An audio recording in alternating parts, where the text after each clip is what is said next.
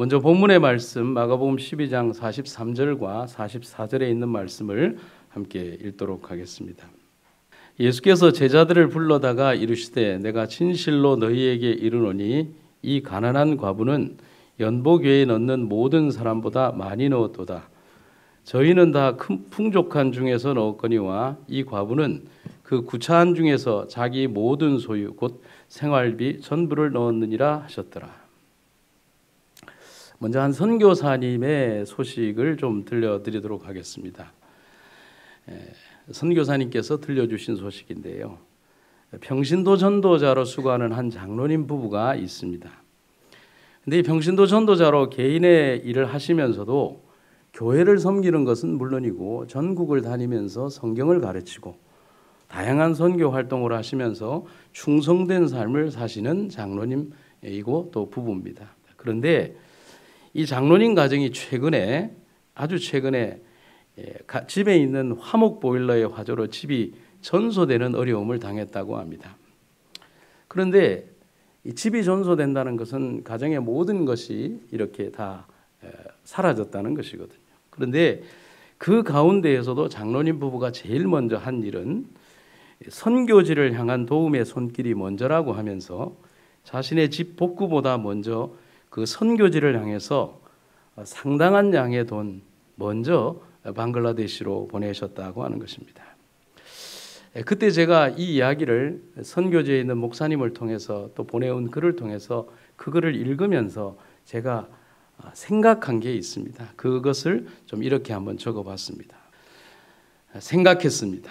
많은 사람들이 어떻게 하나님의 사업을 도울까 때로는 논쟁하고 계산하고 방법론적인 것으로 토론할 때 진심으로 선교지를 돕기 원하는 그리스도인은 고민하지 않고 이미 움직인다고 말입니다. 선교지는 그렇게 성장하는 것입니다. 그렇게 헌신하는 사람들의 믿음과 희생으로 성장한다는 것입니다. 선교는 토론이 아니죠. 선교는 논쟁도 아니고 선교는 방법론적인 것을 말하는 게 아닙니다. 선교는 초인종을 어떻게 누를까를 고민하는 게 아니라 하나님의 말씀과 은혜를 가지고 그들의 마음속으로 들어가는 것이 선교인 것입니다. 본문으로 돌아가서 성전에서 예수님은 한 여인이 연복에 헌금하는 장면에 대해서 아주 의미심장한 말을 이렇게 하십니다. 이 가난한 과부가 연복에 넣는 모든 사람보다 많이 넣었다. 근데 이 문장은 상당히 모순된 내용을 담고 있습니다. 먼저 우리는 어떤 질문을 할 수 있냐면 예수님은 무슨 근거로 이런 말씀을 하시는 것일까? 이미 우리는 여기에서 문장의 가장 모순되는 한 단어가 앞에 있습니다. 형용적 표현이죠. 이 수식어에 표현된 것처럼 가난한이라는 말이 모든 것을 담고 있습니다. 이 가난한 과부가 어떻게 부자와 세리, 법관들보다 많이 헌금했다고 하는 것일까? 그런데 이미 본문의 내용 마가복음 12장 42절에 보면 구체적인 헌금의 규모까지 기록이 되어 있는데 뭐라고 되어 있냐면 2렙돈 곧 한 고드란트라고 되어 있습니다. 여기 있는 것처럼 2렙돈, 렙돈이라는 단어는 유대식 단위고요. 고드란토는 그 로마식 단어입니다. 드라크마는 헬라식 단어입니다. 성경에는 화폐의 단위가 이상하리만큼 혼재되어 있습니다. 여러분 많이 헷갈리시죠? 유대식도 있고 로마식도 있고 헬라식도 있습니다. 그 이유는 유대라는 환경이 로마의 지배를 받았기 때문이고 로마는 헬라 문명의 영향을 오래도록 받았기 때문에 그럴 수밖에 없다는 것입니다. 그리고 여러분이 잘 아는 것처럼 그리스, 로마, 신화라고 해서 그들이 연결되고 있는 겁니다. 그런데 고드란트에 대해 쓰인 비교적 표현을 우리가 한번 생각을 해볼 필요 있습니다. 우리는 흔히 이 고드란트가 얼마에 해당되는 돈이냐라고 계속 연구를 하는데 그 연구할 필요가 없어요. 극히 작은 돈이라는 거예요. 너무 작은 돈이라는 거죠. 그래서 이것을 성경에 쓰인 비교적 표현을 한번 제가 보여드리도록 하겠습니다. 마태복음 5장 26절에 이런 구절이 등장을 합니다.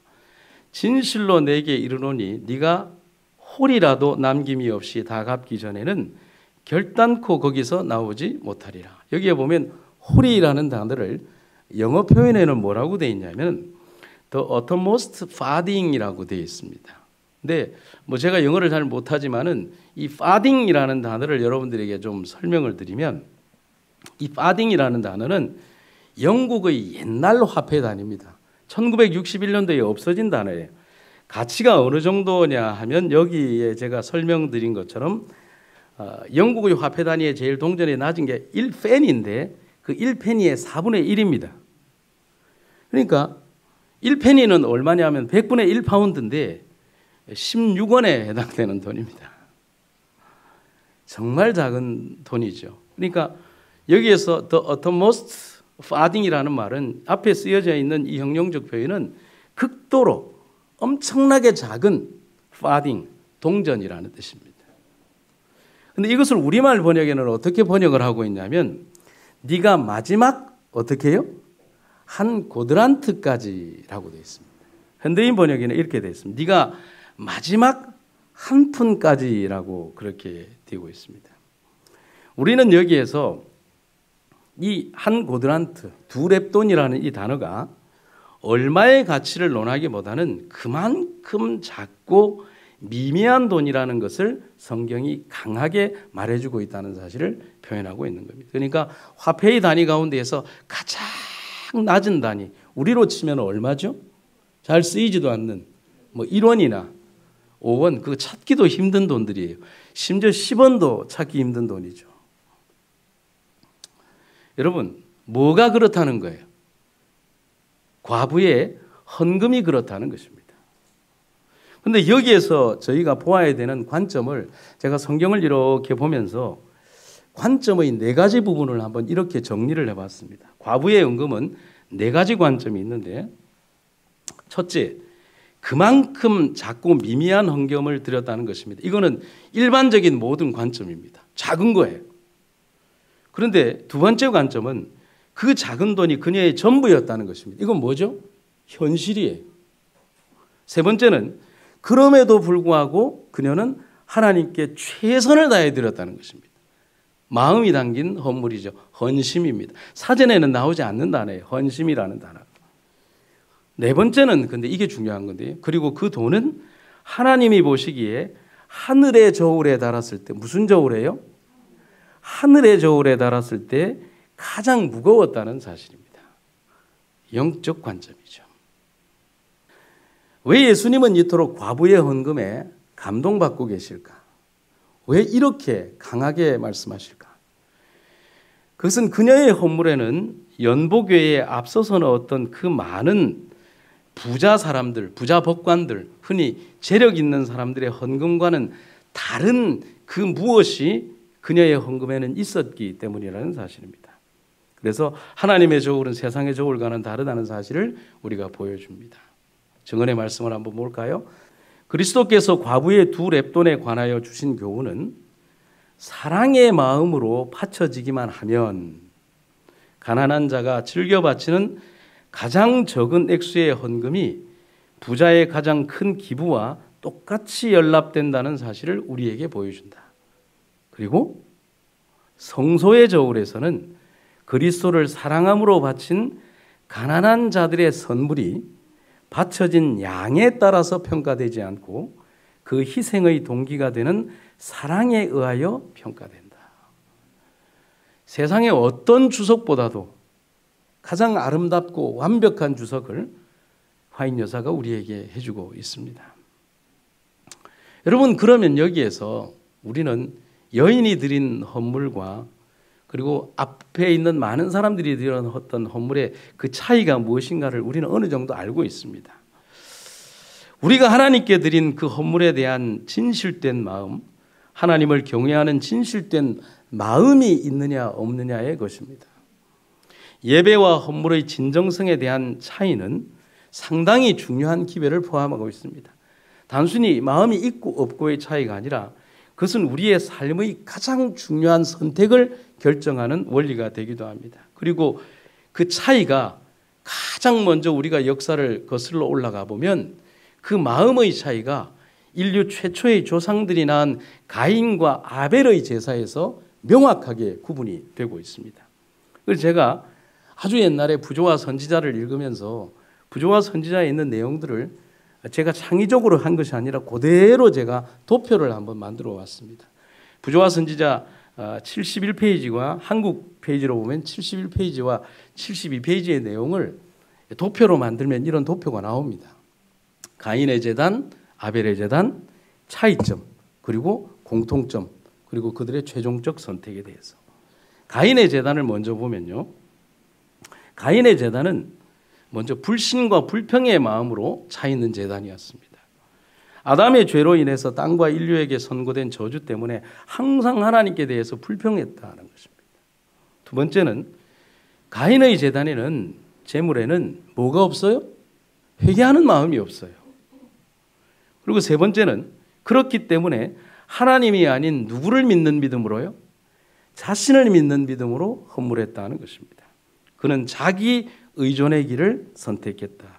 그는 자기의 공로를 가지고 나오려고 했다. 그는 양을 가져와서 그 피와 함께 제물을 드리려 하지 않고 자기의 소산, 자기의 노력의 생산물을 드리고자 하였다.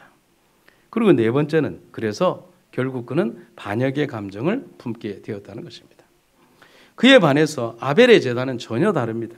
그는 분명히 더 나은 제사, 곧 그 제사는 무슨 제사죠? 하나님이 원하시는 예배를 드렸다는 것입니다. 그리고 두 번째는 구속의 의미를 분명히 알고 파악을 했다는 것입니다. 대단히 중요한 것입니다. 그리고 세 번째는 그것을 소홀히 여겼거나 부주의하지 않았다는 사실입니다. 그는 흘려진 피를 통하여 미래의 희생, 즉 그리스도께서 갈바리의 십자가에서 죽으시는 것을 바라보았다. 그리고 그곳에서 이루어질 속죄를 의지함으로 그가 의로워졌으므로 그의 제물이 받으신 바 되었다는 증거를 얻었다. 그리고 네 번째는 그렇기 때문에 그의 아벨의 제단에는 충성의 정신이 제단에 있었습니다. 그래서 이 두 가지를 대칭을 해보면 가인의 제단의 제물과 아벨의 제단의 제물에 완벽히 대칭되는 서로 이렇게 제단의 정신이 있다는 사실인 것입니다. 그러면 그 두 사람 사이에 공통점은 없느냐? 그들이 그런 선택을 하기 전까지 그들에게 똑같이 주어진 공평한 공통점이 있습니다. 출생과 종교적 활동, 둘 다 죄인이었다는 사실, 그리고 하나님께서 이 예배에 대해서 어떤 것을 요구하시는가에 대한 것을 그들이 알고 있었다는 거예요. 세 번째로 외관적으로 볼 때 그들의 신앙은 어느 정도까지는 다 비슷했어요. 그리고 네 번째는 가인도 아벨과 같이 똑같은 기회가 주어졌다는 사실입니다. 결국 그들의 최종적 선택은 어떻게 했어요?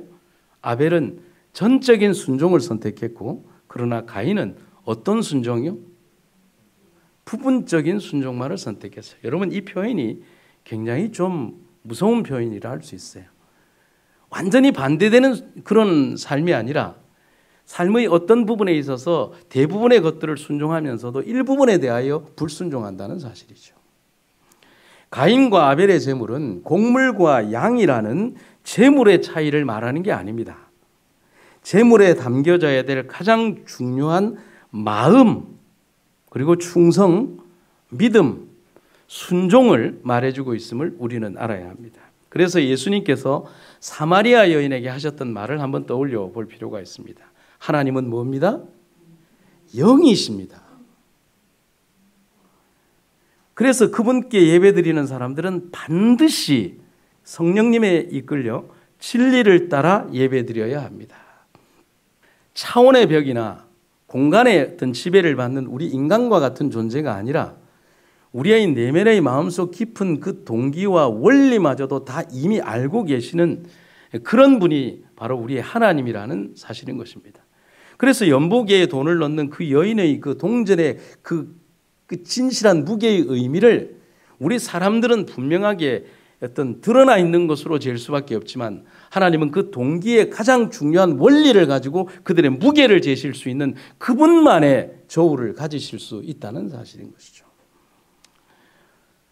이 이야기의 배경을 조금 설명을 해보면 올바르지 못한 삶을 살았던 사마리아 사람들, 또 그런 역사를 가진 사마리아 사람들, 또 그 사마리아 사람 가운데에서도 올바르지 못한 삶을 생애를 살았던 사마리아 여인에게 있어서 예배란 너무 먼 거리이자 자신 같은 천박한 사람은 범접할 수 없는 곳이라고 생각을 했습니다. 실제로 그랬잖아요.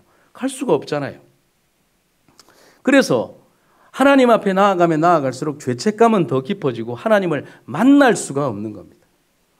그런 그녀와 같은 사람들에게 진실한 예배는 예루살렘이라는 장소가 아니라 상하고 찢긴 그들의 마음으로 드리는 예배가 진실한 예배고, 또 삶에서 드리는 하나님과 만나는, 하나님이 함께하는 예배라고 우리는 말해주는 것입니다. 예수님은 그래서 예루살렘이라는 장소가 중요한 것이 아니라 내가 오늘 너를 만나는 지금의 시간이 중요하며 너의 마음이 중요하다는 것을 얘기하고, 그 여자가 나중에 어떻게 합니까? 그랬기 때문에 그 예수님을 만나고 난 이후에 물동이를 버려두고 그 낮에 사람들의 문을 두드리면서 예수님을 만났다, 와서 보라는 기별을 전하는 장면을 보게 되는 것입니다. 그래서 찰스 웨슬리라고 하는 복음 신학자이자 찬송 시인은 자신의 기도와 예배가 하나님 앞에 진실하고 참되기를 바라면서 이렇게 기도했습니다. 세상아, 더 이상 나의 마음이 나뉘게 하지 마라. 나는 그리스도와 함께 십자가에 못 박히기를 원하노라. 우리는 삶 속에서 매번 이런 유혹이나 그런 선택 앞에 고민하고 갈등할 때가 있지 않습니까? 웨슬리 목사님도 그랬어요. 그래서 그는 세상에 대하여 얘기하는 것입니다. 더 이상 나를 괴롭게 하지 마라. 나는 세상에 대하여 십자가에 못 박히고 그리스도와 함께 십자가에 못 박힌 삶으로 오직 주님만 바라보기를 원하노라. 제가 조지 휘필드라고 하는 목사님을 좀 소개해 드리겠습니다. 18세기에 전설적인 설교가라고 하는 이 설교가 휘필드 목사님은 15가지의 영적 점검 리스트라고 하는 것을 만들었습니다. 그리고 그것을 매일 점검하면서 살았어요. 왜 그랬을까? 여러분, 오늘 제가 말씀드린 것처럼, 지금껏 말씀을 드린 것처럼 매일의 생애에서 드리는 매일의 삶이 예배가 되게 해야 된다는 사실입니다. 그래서 그 영적 15가지의 점검표를 여러분들에게 한번 소개해 드리도록 하겠습니다. 첫째, 개인 기도에 열렬했는가? 둘째, 정해진 기도 시간을 지켰는가? 셋째, 모든 시간을 아끼며 살았는가? 넷째, 모든 대화나 행동을 하기 전에 하나님의 영광을 추구했는가? 다섯째, 어떤 기쁨 후에 즉시 하나님께 감사했는가? 여섯째, 하루의 일을 계획 가운데 진행하였는가? 일곱째, 모든 면에 검소하고 침착했는가? 여덟째, 무슨 일을 할 때라도 열심히 혹은 힘있게 행하였는가? 아홉째, 말하고 행동하는 모든 면에서 온화하고 상냥하며 친절했는가? 10번째, 다른 이들에 대하여 교만하거나 허탄하게 굴거나 참지 못하거나 투기하지는 않았는가? 11번째, 먹고 마시는 일에 있어서 자신을 돌아보았으며 감사한 마음을 가졌으며 잠자는 일에 있어서도 절제가 있었는가? 12번째, 하나님께 감사하는 일에 시간을 들였는가? 13번째, 연구하는 일에 부지런했는가? 14번째, 다른 사람에 대하여 불친절하게 생각하거나 말하지 않았는가? 15번째, 나의 모든 죄를 고백하였는가? 휘플디 목사님의 영적 자가점검표를 보면서 느끼는 것은 예배란 안식일에 드려지는 1시간의 이 영적 활동이 예배의 전부라고 생각해서는 안 된다는 겁니다. 예전에 제가 삼육대학교의 그 세이라고 하는 팀들의 전도 팀들을 교목으로 있을 때 받았을 때 이 청년들이 일주일 내내 외쳤던, 그리고 앞과 뒤에 그들이 로고로 새겼던 문장이 있습니다. 이 문장입니다. 삶이 예배요, 예배가 삶이다. 이 친구들이 얼마나 외쳤냐면 가만히 걸어가는데 갑자기 뒤에서 삶이 예배요, 예배가 삶이다 이러면서 깜짝 놀라게. 여러분 놀라셨죠? 저는 일주일 내내 놀랐어요. 뒤에 와서 그냥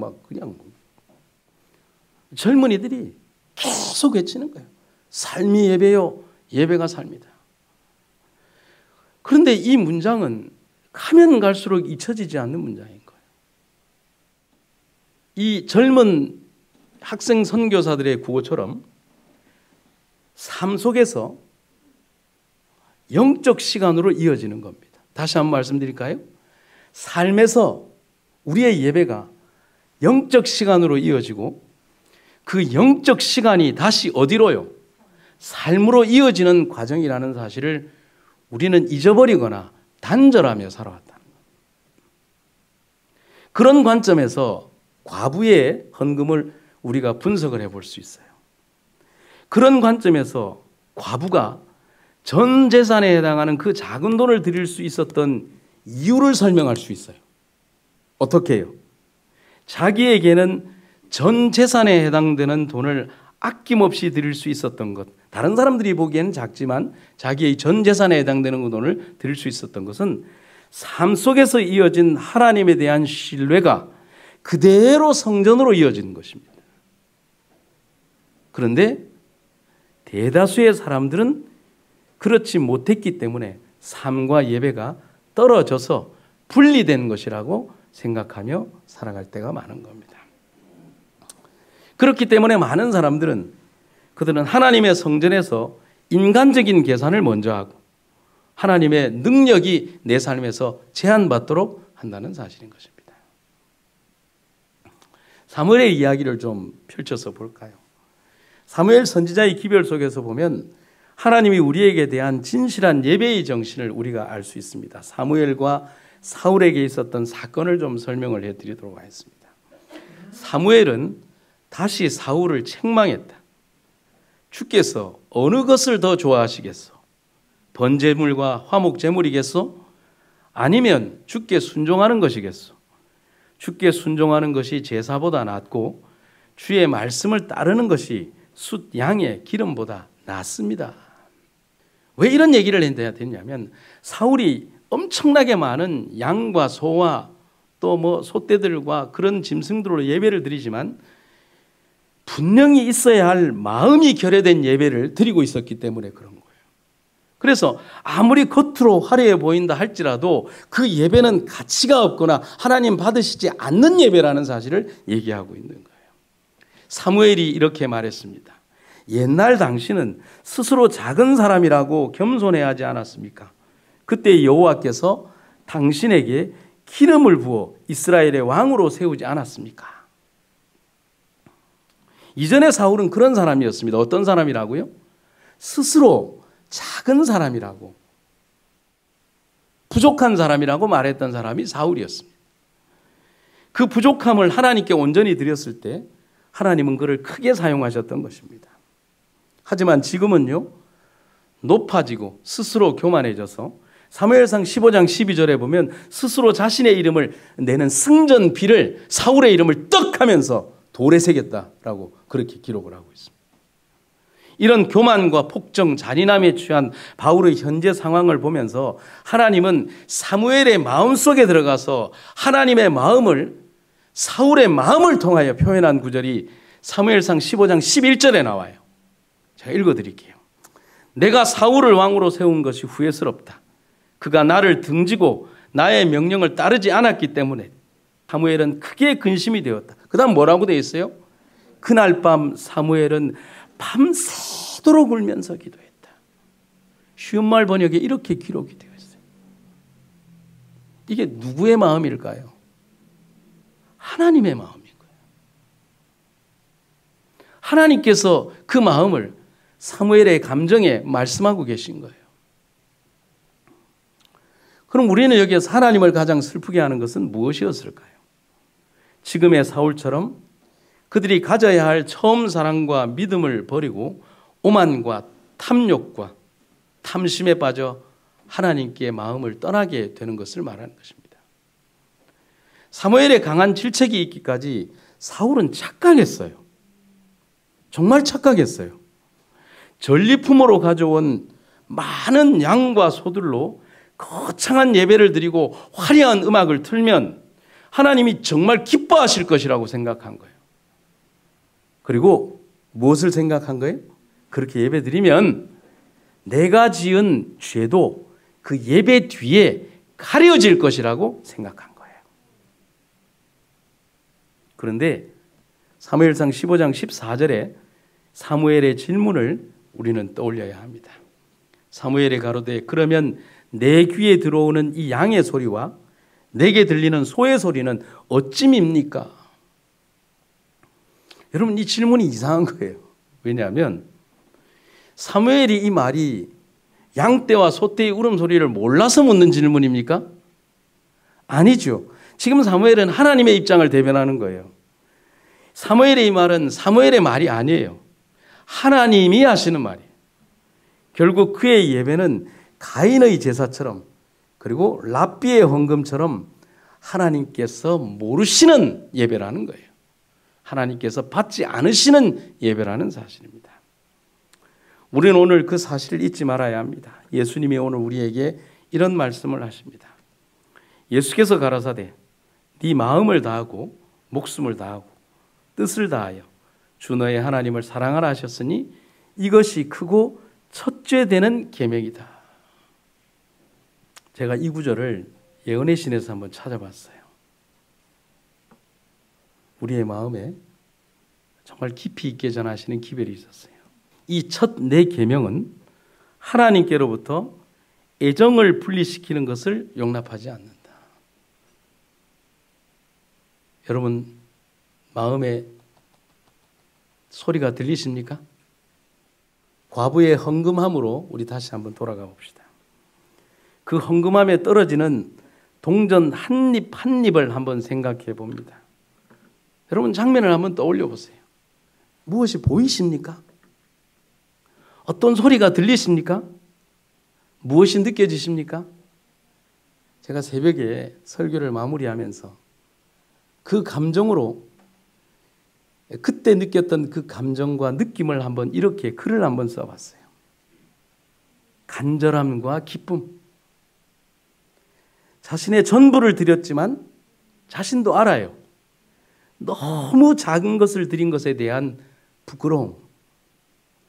하지만 드릴 수 있다는 것에 대한 참된 기쁨. 그런데 다음번에도 드릴 수 있을까에 대한 안타까움.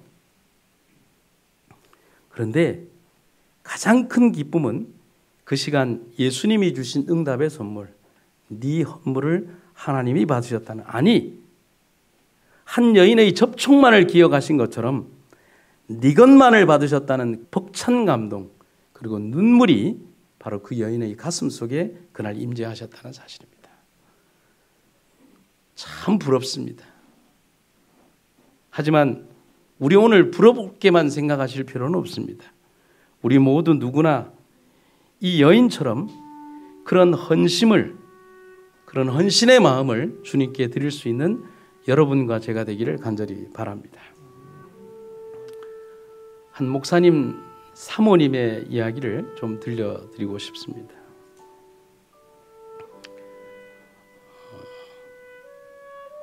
제게는 개인적으로 35년 지기 친구이고 입학 동기이고 또 목회 동기이기도 한 목사님의 사모님입니다.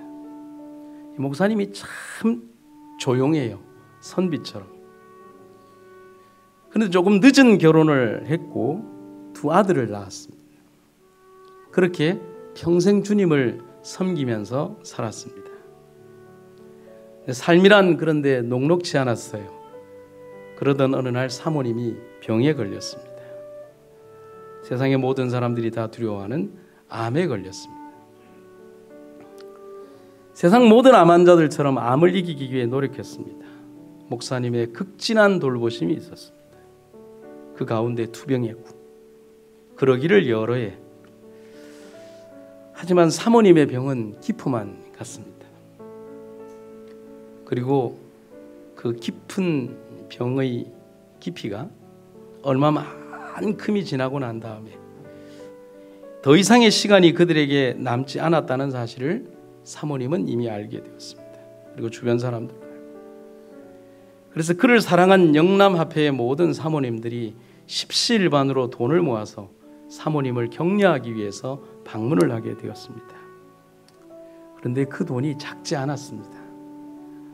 사모님들에 의해 모인 돈이 제가 구체적으로 표현해서 죄송하지만 거의 1,000만 원 가까운 돈이 모였습니다.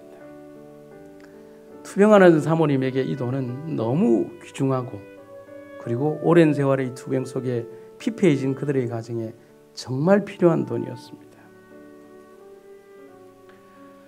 사모들이 돌아가고 난 다음에 사모님은 목사님에게 이런 말을 했다고 합니다. 여보, 나는 이 돈을 날 위해 쓸 수 없어요. 가장 귀한 사업에 쓰이게 해주세요. 그리고 사모님은 지난달 재림의 시간을 약속하며 잠들었습니다. 슬픔 속에서도 재림을 고대하고 장례는 치러졌습니다. 그리고 몇 주일이 지났습니다. 제가 잘 알고 있는 선교유수에 계신 목사님으로부터 뜻밖의 소식이 들려왔습니다. 목사님이 사모님의 뜻을 따라 가장 귀하게 쓰여지도록 그 돈을 이곳 선교지에 보내셨습니다. 라고 말입니다. 100여 명의 사모님들의 사랑으로 만들어진 그 헌물은 죽어가는 한 여인의 믿음과 사랑을 담아서 선교지의 벽돌이 되고 공책이 되고 씨앗이 되고 누군가의 신발이 되었습니다. 그날 아마도 하나님은 2000년 만에 다시 연보계에 울려 퍼졌던 드라크마의, 아니 그 동전의 그 작은 동전 소리를 들으셨을 것입니다. 사랑하는 성도 여러분, 우리의 삶 속에서도 하나님을 위해 그 동전 소리를 들려줄 헌신의 제사를 드리기를 간절히 소망합니다. 말씀을 마치겠습니다. 너무나 작고 가치 없는 작은 동전 하나에도 하나님께서 그 가치를 부여하시고 하나님의 귀한 은혜 가운데 거하게 하신 주님의 은혜를 감사드립니다. 우리의 주님께서 우리를 위하여 베풀어 주신 그 아름답고 소중한 은혜들이 주님 안에서 아름답게 열매 맺을 수 있도록 도와주시고 크시고 아름다운 은혜가 넘쳐나는 그런 삶이 되게 하여 주시옵소서. 오늘 우리 역시도 그때의 그 여인처럼 우리의 마음이 담긴 예배, 우리의 삶이 담긴 헌물, 우리의 삶과 생애가 드려지는 아름다운 예배 되게 하여 주시옵소서. 주의 은혜를 감사드리며 예수님의 이름으로 기도드립니다.